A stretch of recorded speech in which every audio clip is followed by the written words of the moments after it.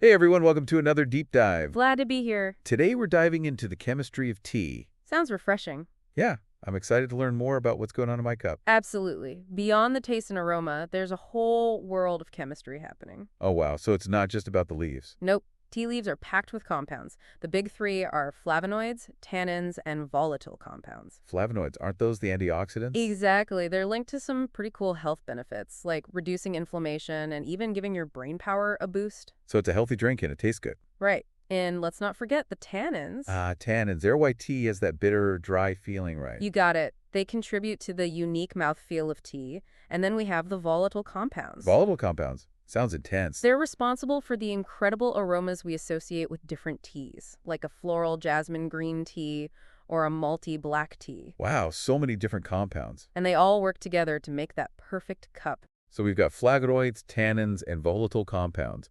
But how do those plain leaves transform into all the different types of tea? Like how does black tea get its dark color and strong flavor compared to green tea? The magic word is oxidation. Black tea goes through a lot of it, which changes the chemical makeup of the leaves. Oxidation, is that like when a cut apple browns? Spot on, it's the same chemical process. Oxygen reacts with compounds in the leaves, changing their structure and creating those rich flavors and dark colors. So the longer the oxidation, the stronger the tea. You could say that, like controlled rusting, but for tea. Think about the difference between a Darjeeling and an Assam. That's oxidation in action. That makes sense. But green tea is totally different. It's so light and green. How do they avoid oxidation? They steam it. Steaming green tea right after harvesting stops the oxidation process. So it's like hitting the pause button on those chemical reactions. Precisely. Steaming preserves the green color and gives green tea that grassy, vegetal flavor. Fascinating. So steaming versus oxidizing creates these distinct tea personalities. And it even affects the types of flavonoids present. Green tea is full of catechins, known for their antioxidant power. Wow. So green tea's got it all. Taste, color, and health benefits. It's a great choice. Now, what about caffeine? Is it true all tea has it? That's a good question. Yes, caffeine is naturally found in tea leaves. It gives us that energy boost. But the amount depends on the type of tea and how you brew it. So some teas are gentler than others. Exactly. Black tea usually has the most caffeine, followed by oolong. Green tea has less, and white tea has the least. So if you want a mellow caffeine experience, go for white tea. Exactly. Now, you mentioned brewing, and I have a confession. Oh. I once ruined a green tea by using boiling water. Oh no. What happened? It was so bitter. Turns out, water temperature is super important for brewing. Really? I thought hotter was always better. Not necessarily. Using water that's too hot can extract too many tannins, making the tea bitter. Ah, so that's why my green tea was so bad. Different teas need different temperatures. Green tea is especially sensitive. So there's actual science to it. Absolutely. For delicate green teas, aim for around 170 to 180 degrees Fahrenheit. Black teas can handle hotter water, around 200 to 212 degrees. Wow, so much to learn about brewing. Brewing is a delicate dance between water temperature, steeping time, and the chemistry of each tea. Understanding this can totally change your tea experience. Mind blown. I had no idea there was so much to it. And we're just getting started. There's so much more to explore about the chemistry happening in your teacup. We were just talking about how different teas go through different processes. Like black tea gets all that oxidation and green tea gets steamed. But why? What's the point of all that? Well, it all goes back to those compounds we talked about. Oxidation changes them, creates new ones even, giving black tea its unique color and taste and aroma. Right. Flavonoids, tannins, and all that. Exactly. Like tannins, oxidation changes their structure, makes them less harsh. So black tea is actually smoother because of oxidation. Yep, it rounds out the flavor. That's really cool. So what about other teas, like oolong tea? Where does that fit in? Ah, oolong's interesting. It's like the in-between tea. In between. Yeah, it gets partially oxidized, not as much as black tea, but more than green. It's all about finding that balance. Oh, so it's like the middle ground.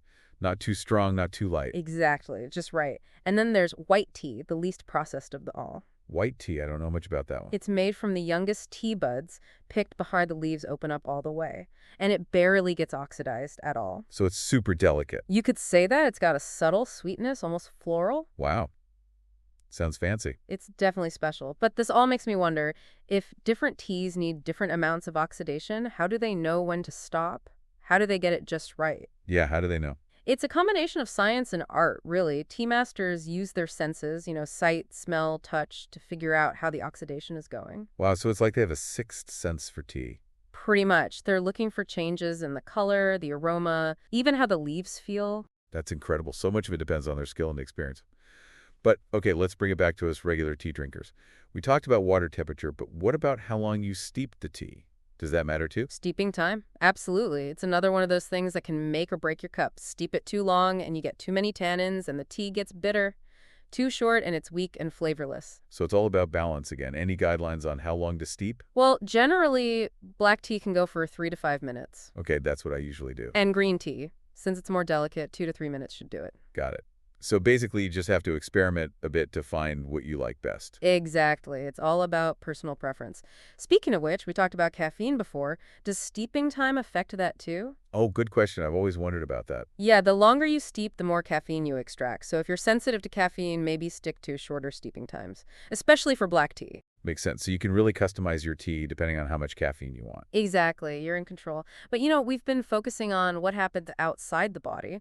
What about when we actually drink the tea? Yeah, what happens in does all that chemistry affect us? Oh, absolutely. It's fascinating, really. It's not just about the taste anymore. It's about how those compounds interact with our own bodies. Okay, now I'm really intrigued. Tell me more. Well, remember those flavonoids we talked about? They're not just there for flavor. They actually have biological activity. So they're doing stuff inside us? What kind of stuff? All sorts of things. For example, some research suggests certain flavonoids in tea can interact with our endocannabinoid system. Endocannabinoid system. That sounds familiar. It's related to cannabis, yeah, but we naturally produce endocannabinoids too, and they play a role in regulating things like our mood, our appetite, even our sleep. Whoa, wait, are you saying drinking tea could affect all that? That's what some studies suggest. It's a really complex area of research, but it's amazing to think about, right? That a simple cup of tea could have such an impact. This is incredible. I'm learning so much today. Me too, and this is just one example. Researchers are always looking into how the compounds in tea affect us, from our hearts to our brains. It's like we're just starting to understand how powerful tea really is. It's like tea has all these hidden superpowers.